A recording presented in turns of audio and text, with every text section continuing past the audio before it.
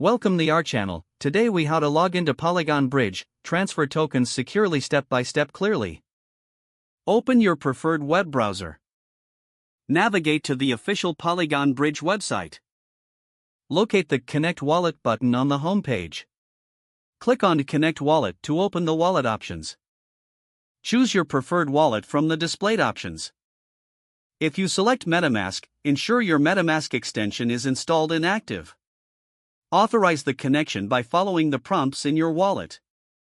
Once connected, examine the interface for transfer options. Select the asset you wish to transfer from the drop-down menu. Enter the amount of tokens you intend to send. Choose the network you want to send your tokens to. Review the transaction details for accuracy. Click on the Transfer button to initiate the process. A prompt will appear in your wallet for transaction confirmation. Confirm the transaction in your wallet interface. Wait for the transaction to be processed and confirmed on the blockchain. Once confirmed, you will receive a notification of a successful transfer. Your tokens are now securely transferred to the selected network. If the page does not load, refresh the browser or try again in a private or incognito window. Make sure you are using the correct email address, then retype it carefully to avoid small typos.